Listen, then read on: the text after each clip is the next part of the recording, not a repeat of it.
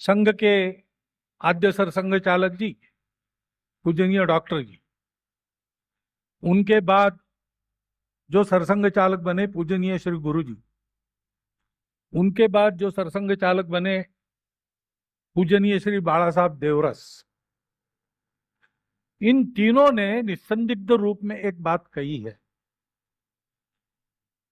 कि अपने संघ में कोई व्यक्ति हमारे सामने आदर्श नहीं है। हमारे सामने आदर्श है भगवा ध्वज। हमारा आदर्श तत्व रूप है, उस तत्व का प्रतीक ये अपना भगवा झंडा है। परंतु निर्गुण की उपासना बड़ी कठिन होती है।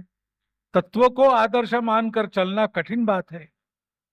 बालकों को भी बड़ा होना है कि बाल स्वयंसेवक शाखा में आते हैं तो देश का काम करने के लिए, योग्य बनने के लिए आते हैं। उनके लिए तो ये बड़ा कठिन काम है तत्व को आदर्श। और इसलिए सगुण उपासना की अगर आवश्यकता है, कोई व्यक्ति ही आदर्श के रूप में आपको सामने चाहिए, तो दो नाम उन तीनों ने बताए हैं।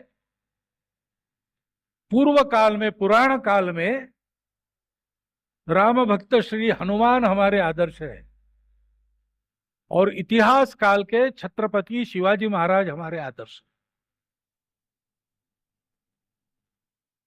उनको संस्कार देके छत्रपति शिवाजी महाराज बनाने वाली उनकी मातोश्री राजमाता श्री जिजाऊ साहिबा की आज जयंती है।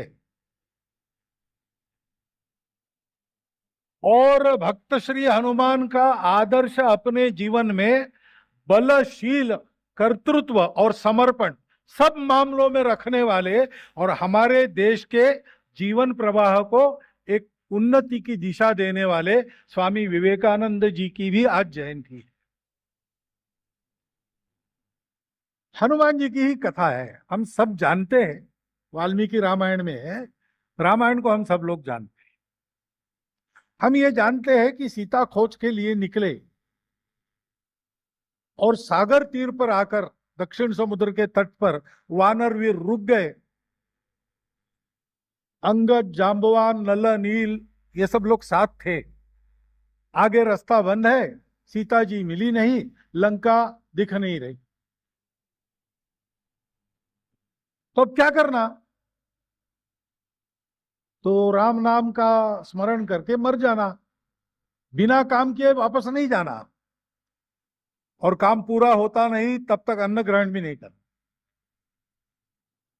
तो वहां संपाति आए, जटायु के बड़े भाई, उनके पंख जल गए थे जटायु को बचाने में, वो वहां गिर गए थे। तो इतने ये सारे वानरवीर अनशन कर रहे हैं, मरेंगे एक एक, तो इनको मैं खाऊंगा, इस आशा से पास में गए। तो राम नाम सुनाई दिया, राम कथा की चर्चा सुनी, उसमें जटायु का नाम सुना और पास गए। तो राम का नाम सुन के उनको पंख प्राप्त हुए। अब ये क्या चमत्कार है आज के विज्ञान में, इसमें विश्वास रखना है कि नहीं रखना, वो अपनी अपनी बात है। लेकिन सचमुच उनके पंख वापस आ गए, ये नहीं सोचना है तो भी ये तो कह ही सकते हैं कि राम जैसे महापुरुष की कथा सुनने के बाद उनके जैसा कर्तृत्व सुनने वाले को, ध्यान से सुनने वाले को प्राप्त होता है। ये हमारे स्वयं सेवक जैसे शारीरिक बौद्धिक कार्यक्रम कहते हैं, वैसे अपने देश का गौरव बने अपने महापुरुषों का स्मरण भी करते। और इसलिए उन्होंने फिर वानरवीरों को दूर देखकर पता बताया कि लंका है, 100 योजन बाद लंका द्वीप है, और वहां पर अशोक वन है, उसमें सीता जी है। लेकिन उन्होंने बताया आंखों आंखों से देखकर आना चाहिए, कौन जाएगा? तो कोई जाने के लिए प्रस्तुत नहीं था, क्योंकि सबको अपने बल का आत्मविश्वास नहीं था। हनुमान जी भी शांत बैठे थे। तो जांबवान जी ने उनको उनका ही परिचय दिया, उनके स्वत्व का परिचय दिया, उनके कर्तृत्व का परिचय दिया, जो वो भूल गए थे। लेकिन जब जांबवान जी ने कहा कि राम के कार्य के उपस्थित होने पर तुमको अपने बल का स्मरण होना चाहिए। शाखा में यही होता है। शाखा में ये स्वयंसेवक क्यों आते हैं? उनको कुछ नहीं मिलता है, और वो शाखा में आए ही रोज, ऐसा उनको बांध के रखने के लिए हमारे पास भी कुछ नहीं। लेकिन शिशुकाल से आते हैं, पहले तो कार्यक्रमों का आकर्षण होता है, बाद में उनके जो शिक्षक रहते हैं उनके स्वभाव का आकर्षण होता है। थोड़ी बहुत समझदारी जब अंग्रेजी में जिसको टीन एज कहते हैं उसमें बनने लगती है, तो उनको समझ में आता है कि हम देश के लिए संघ में आ रहे हैं, और देश के लिए काम करना है, ऐसा मन में आने से सामर्थ्य बढ़ता है। स्वार्थ का काम करने जाएंगे तो सामर्थ्य नहीं बढ़ेगा। कोई भव्य लक्ष्य अगर सामने है और निर्धार पूर्वक उसको स्वीकार किया, तो उस कार्य को पूरा करने का बल प्रकृति देती है, कहो या भगवान, जैसा विश्वास है वैसा। लेकिन वो बल प्राप्त तो होता है। संघ की शाखा में इसको हम प्रत्यक्ष देखें। देश के लिए शाखा में आना है, कुछ मिलता नहीं। ऐसे समर्पण के कारण हनुमान जी को अपना कर्तृत्व याद आ गया। वो पर्वताकार हो गए और उड़कर जाने लगे लंका की ओर। तो सबसे पहले एक बाधा उत्पन्न हुई, सागर से एक पर्वत ऊपर आ गया, उसका नाम था मैनाक। और मैनाक ने कहा कि हे वानर श्रेष्ठ, तुम भगवान के काम के लिए जा रहे हो, बहुत दूर का पल्ला है, थक गए होंगे, घड़ी भर विश्राम कर लो और फिर आगे बढ़ो। अब ये जो इच्छा होती है ना अपने को विश्राम करने की, कभी कभी शाखा न जाए ऐसा लगता है, थक जाते हो तो हिलते डुलते, ये सारी बातें है ना, ये भी एक प्रकार की बाधा है। हनुमान जी ने समझा कि मैनाक पर्वत अपने लिए बाधा है, परंतु अपना है। वो आया है हमको रोकने के लिए नहीं आया, वो अब सद्भावना से आया है, इनको थोड़ा विश्राम देना चाहिए, ये सोच के आया है। तो हनुमान जी ने उसका मान किया, उसको हाथ लगाया, नमस्कार किया और कहा कि आपके बात बिल्कुल ठीक है, लेकिन मेरा स्वभाव ऐसे है कि राम काज किए बिना मोहे नहीं विश्राम, मुझे विश्राम नहीं, और इसलिए नमस्कार करके आगे बढ़े। तो फिर देवों ने सोचा कि ये नाटक कर रहा है स्वामी निष्ठा का कि सचमुच ऐसा है, इसलिए एक अप्सरा को राक्षसी का रूप देके भेज दिया, उसका नाम था सुरसा। और वो खड़ी हो गई हनुमान जी के रास्ते में, कहा कि ब्रह्मा जी ने मुझे आज्ञा की है कि सागर पर से जो उड़ेगा उसको तुम खा सकती हो, तो अब मैं, तुम मेरे सामने हो तो मैं तुमको खा जाऊंगी। हनुमान जी ने कहा कि मैं राम के काम के लिए जा रहा हूं, मुझे जाने दो। उसने कहा नहीं, ब्रह्मा जी का विधान है, तुम नहीं टाल सकते, मेरे पेट में गए बिना तुम्हारी हलचल नहीं हो सकती। तो हनुमान जी बड़े हो गए, वो भी अपना जबड़ा फाड़कर जबड़े को उसने बड़ा किया। जितने हनुमान जी बड़े होने लगे उतना उसका जबड़ा भी बड़ा होने लगा। तो कुछ सोच के हनुमान जी एक क्षण में सूक्ष्म हो गए, एक रजक कण जितने, और उसके मुंह के अंदर उसके पेट में गए और वापस आ गए और कहा कि माता, तुम्हारी कंडीशन पूरी हो गई, मैं तुम्हारे पेट में जाकर आ गया, अब मुझे रास्ता दो। तो हनुमान जी की इस चतुराई पर सुरसा हंसी, उसने अपना मूल रूप ग्रहण किया और हनुमान जी को बताया कि तुमको रोकने के लिए नहीं आती थी, तुमको परीक्षा, तुम्हारी परीक्षा लेने के लिए आई हूं, और तुम परीक्षा में उत्तीर्ण हो गए, जाओ आगे यशस्वी बनो। आगे एक सिंहिका थी, वो अत्यंत हिंस्र, अकराल विकराल, और जो प्राणी जाता था ऊपर से उसकी छाया को पकड़ती थी। तो हनुमान जी आगे जाने लगे, पीछे कोई खींचने लगा, तो अंग्रेजी में जिसको कहते हैं ड्रैग, फ्लाइट में ड्रैग कहां से आ गया, इसलिए उन्होंने देखा तो वो दिखी, वो खींच रही और हनुमान जी को खाने के लिए अपना मुंह फाड़ रही। उसके अंदर हनुमान जी ने देखा कितने बड़े बड़े और नुकीले दांत है और कैसा बीभत्स जबड़ा है, रक्त लांछित मुख है।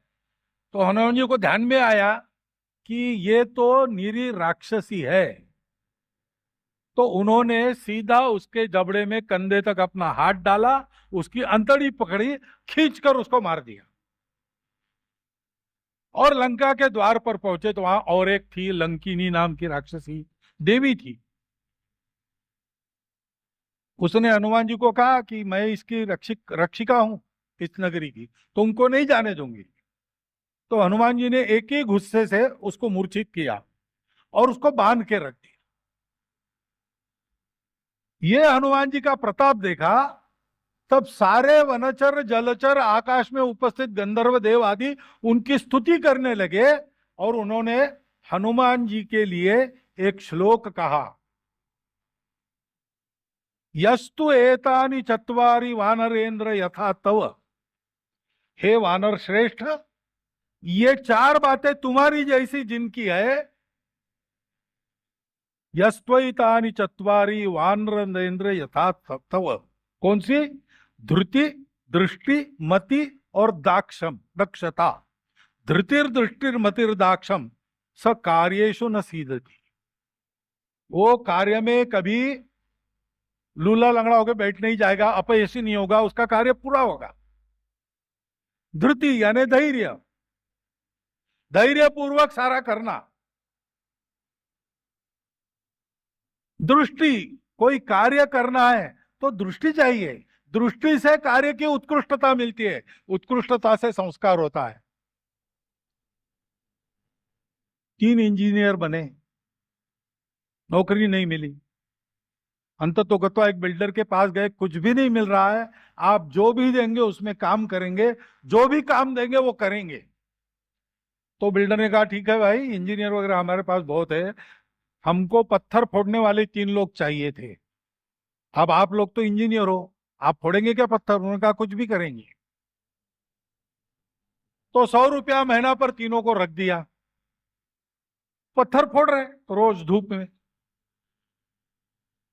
एक दिन एक बूढ़ा आ गया, एक साइट पर गया, वहां एक इंजीनियर पत्थर फोड़ रहा था। पूछा उसको क्या कर रहे हो? उसने कहा क्या कर रहा हूं, अपने भाग को फोड़ रहा हूं। बोले क्या हुआ? इतना खर्चा करके इंजीनियर बना, नौकरी नहीं मिली, कहीं काम नहीं मिला, अब ये पत्थर फोड़ना पड़ रहा है। क्या भाग्य को गाली देता हूं, एक एक घाव लगाता हूं। तो बूढ़े ने कहा अरे ऐसा मत सोचो, कभी ना कभी ठीक होगा सब। दूसरे साइट पर फिर वो वही बूढ़ा पहुंचा, वहां दूसरा फोड़ रहा था पत्थर। उसको पूछा क्या कर रहे हो?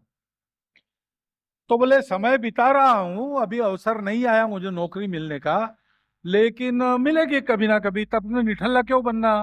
तो यहाँ बिल्डिंग बन रही, पत्थर तराशूंगा, इंजीनियर हूं इसलिए बहुत अच्छी तरह से तराश सकता हूँ, मुझे समझ में आती है बातें। तो अच्छा पत्थर तराशने वाला भी बन जाऊं तो क्या बात है, किसी भी चीज में अच्छा बनना है, ये भी काम अच्छा करूं।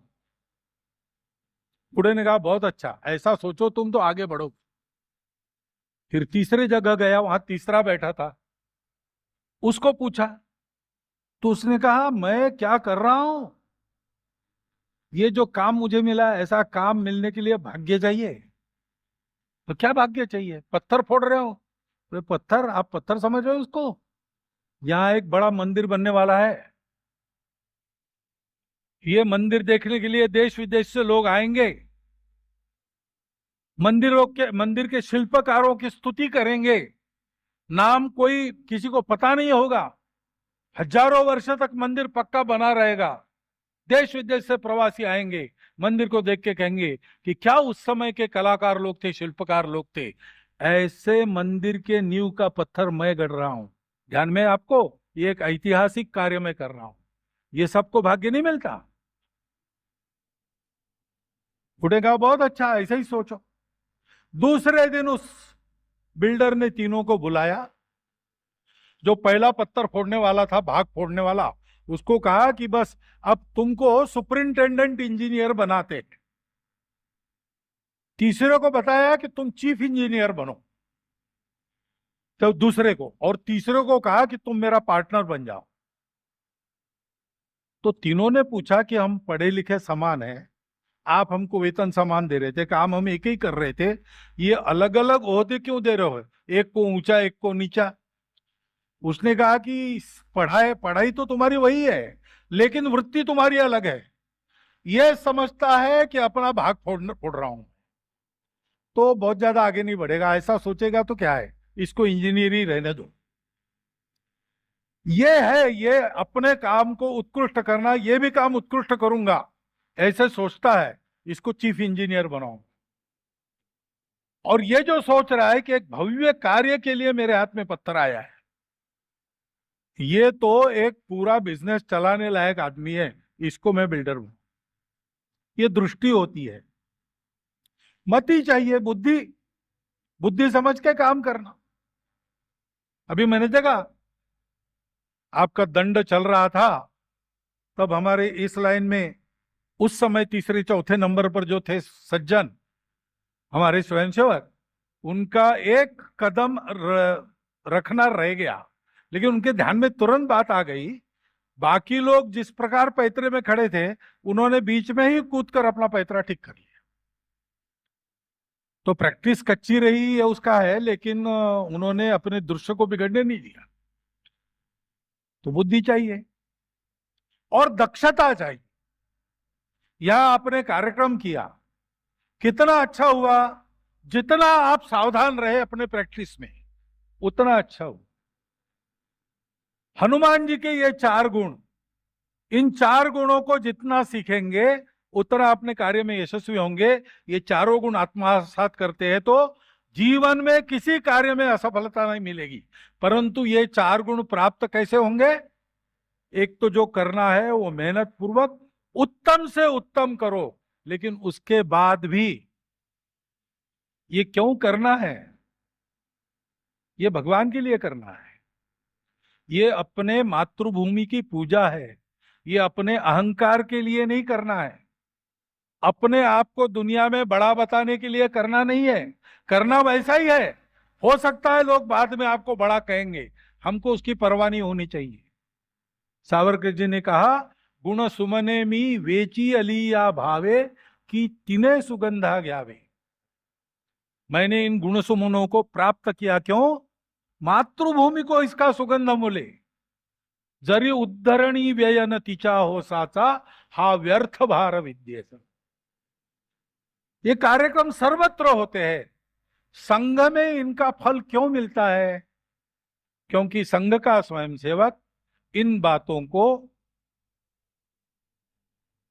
देश के लिए करता है, इसलिए उत्कृष्ट करने का पूरा प्रयास करता है। वो करते करते उसको ये 4 गुण प्राप्त होते हैं, उत्तम कार्यकर्ता वो बनता है। ये प्रदर्शन आप सब लोगों के सामने करने का उद्देश्य ये भी है कि इस प्रकार से अपने अपने स्थान पर भी जो बालक हमारे संपर्क में आते हैं, विद्यालयों में हो या अपने घर में अपने घर के बालक है, उनको अगर ऐसा एक भव्य लक्ष्य अपने देश को विश्व गुरु बनाना है, क्योंकि उस देश की आज सारे विश्व को आवश्यकता है और हम उस देश की संतान है, तो हमारा जीवन उस देश के लिए है। सारा कुछ कमाना है, उस देश के लिए न्योछावर कर देना। यह भव्य लक्ष्य रखकर अगर हम नित्य के उसके कार्यक्रम क्रियाकलाप करते हैं, उसके साथ अपना उदाहरण रखते, उससे संवाद रखते, तो इस देश की आने वाली नई पीढ़ी, अब तक हमारे करने से ये देश जितना ऊंचा हुआ है, उससे 100 गुना ऊंचा इस देश को करा के छोड़ेगी। ऐसी ये पीढ़ी, इसकी ताकत है, इसकी एकाग्रता है, इसके मन में उमंग है। इसको ध्यान में रखकर और हम सब लोगों को नई पीढ़ी की चिंता करनी चाहिए। ऐसी एक बात मेरे मन में आई, वो आपके सामने मैंने रखी और इतना कहकर मैं अपनी वाणी को विराम दूं।